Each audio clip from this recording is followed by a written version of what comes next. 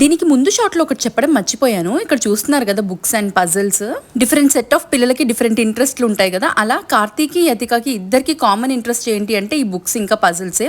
Books మాత్రం చాలా బాగా చదువుతారు ఇద్దరు. చదవడం అంటే లిటరల్ గా చదివేయడం కాదు, బుక్స్ పట్టుకొని, అంటే వాళ్ళకి చదివేది ఏం రాదు, చదివే ఏజ్ కూడా కాదు వాళ్ళది, కాకపోతే బుక్స్ పట్టుకొని దాంట్లో ఉన్న బొమ్మల్ని కానీ అవన్నీ చూసి స్టోరీ నరేట్ చేస్తారు. అది మాత్రం చాలా చాలా గొప్ప విషయం అనే చెప్పాలి ఈ ఏజ్ కి. అలా యతిక అయితే కార్తీక్ కోసం ఇందాక చూపించిన జటాకా టేల్స్ అనే బుక్ తీసుకొని వచ్చింది గిఫ్ట్ గా.